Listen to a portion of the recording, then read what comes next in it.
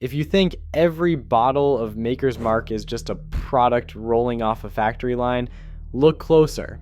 This bourbon has been crafted by the same family on the same Kentucky ground since 1953, sealed with a red wax legacy so fiercely protected it sparked legal battles. But how does a 70-year-old wheat-forward recipe survive amid industrial scale and relentless change? The answer begins where the Samuels family's rebellion and tradition first took root. In 1953, Bill Samuels Sr. stood at a crossroads with a family whiskey legacy that stretched back generations. Instead of following the well-worn path, he made a choice that would define everything to come. He took the family's old rye-based recipe, one known for its sharp, hot finish, and set it aflame on a kitchen stove, burning away the past in search of something smoother, something new. What followed was not just a tweak, but a total reinvention. Bill spent months baking loaves of bread at home, experimenting with different grains to find the right flavor and texture. Through this process, he discovered that soft red winter wheat delivered a gentle sweetness that rye never could. That single decision to use wheat instead of rye became the foundation of Maker's Mark. Every batch since has followed this blueprint, anchoring the bourbon's signature mellow character. Bill's commitment was not just about taste, it was about starting fresh and forging a bourbon that could stand apart from the rest. That spirit of deliberate change and the willingness to break with tradition still echoes through every step of production at Star Hill Farm. What began with one man's bold act in 1953 set the course for a distillery and a family that would never look back. At the heart of Loretto, Kentucky, Star Hill Farm stretches across more than 1,000 acres of rolling hills and wooded groves. The Maker's Mark distillery stands here.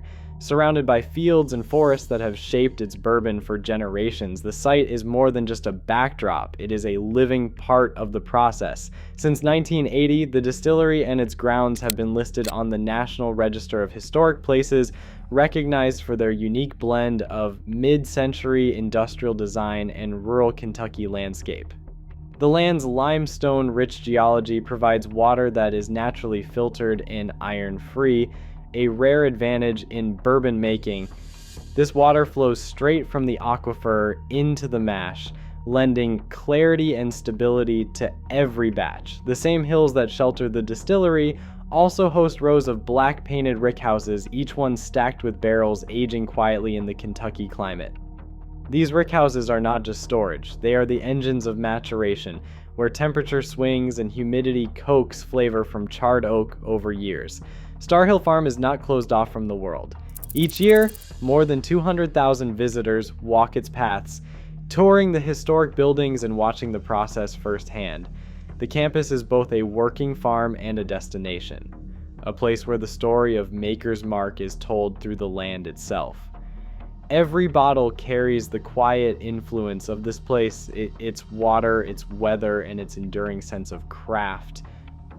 Truckloads of grain arrive each morning at Star Hill Farm, carrying the raw materials that will shape every drop of Maker's Mark. Before a kernel enters the mash house, technicians pull samples for testing, measuring moisture, protein, and purity, and rejecting anything that does not meet their strict standards. Only after passing inspection does the grain move into storage silos, waiting for its turn in the heart of the operation. The recipe is precise: 70% corn for body and sweetness, 16% soft red winter wheat for a gentle rounded flavor, and 14% malted barley to spark the conversion of starch to sugar. This blend is weighed and metered with care, then fed into towering stainless steel cookers where scale and attention to detail meet. The process begins with corn, which is cooked at a rolling boil 212 degrees Fahrenheit. This high heat breaks down the tough starches, turning them into a thick, bubbling mash that is ready for transformation.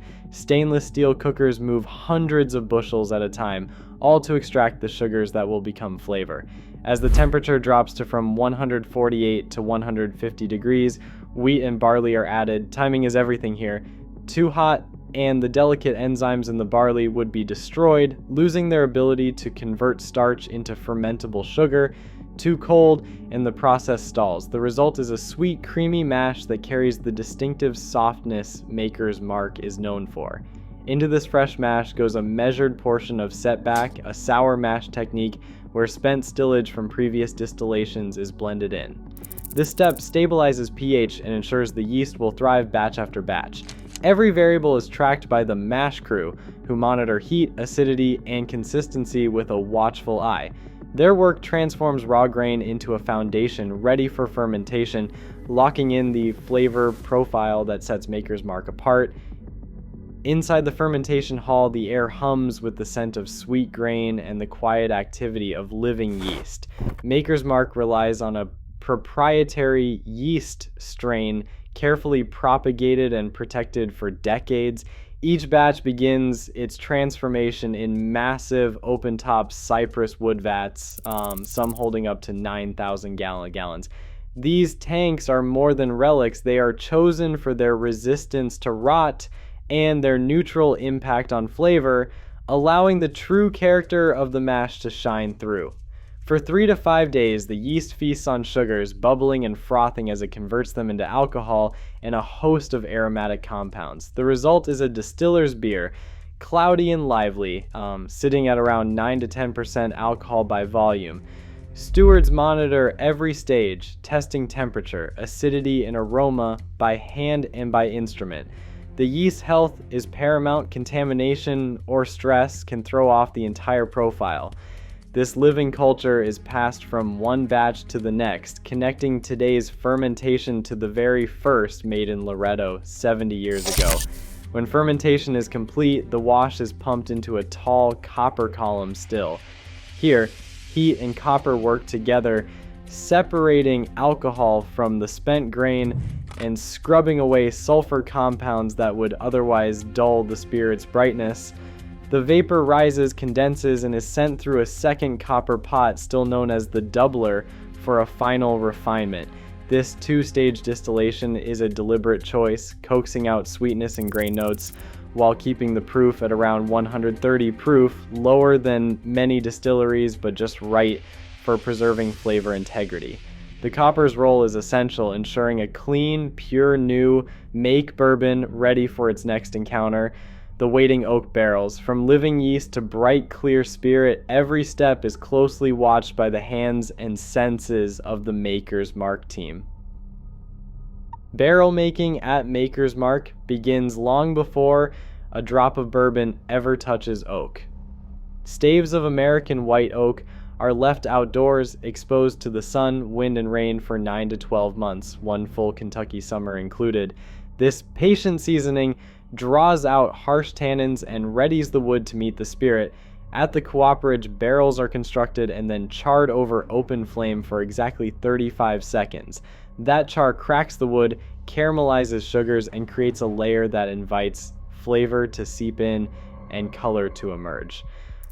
When the clear distillate arrives, it is filled into these barrels at 110 proof, lower than most, a choice that draws more vanilla and caramel from the oak. The barrels are rolled into rickhouses where years of Kentucky seasons begin their slow work.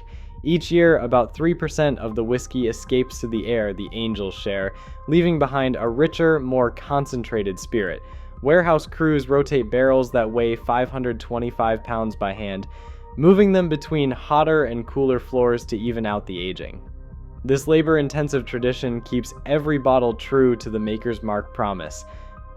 The journey from barrel to bottle ends in a space where modern speed meets an unwavering commitment to craft. Bottles glide down the automated line, filled and capped in a blur that hints at the scale. Millions produced each year and shipped to more than 60 countries. Yet, at the very heart of this operation, the process slows for a ritual unchanged since 1958. Every single bottle pauses to receive its finishing touch, a dip into molten red wax, the same signature Margie Samuels first perfected in her kitchen. Dippers stand ready, each one trained to create a crown of wax that is both consistent and unmistakably individual. No two bottles are exactly alike, each bears the mark of a human hand, a small flourish that sets it apart from the uniformity of mass production. In 1985, that red wax was granted federal trademark protection, securing its place as a symbol recognized around the world. The bottling line may run fast, but here, tradition insists on a moment of patience, letting a 70-year legacy shine through in every finished bottle. Even as bourbon demand surges and automation reshapes factories worldwide, every Maker's Mark bottle still passes through human hands in a signature red wax dip. Tradition here is not nostalgia, it is the difference you can taste. In an industry chasing efficiency, true craftsmanship stands out. What does that mean for the future?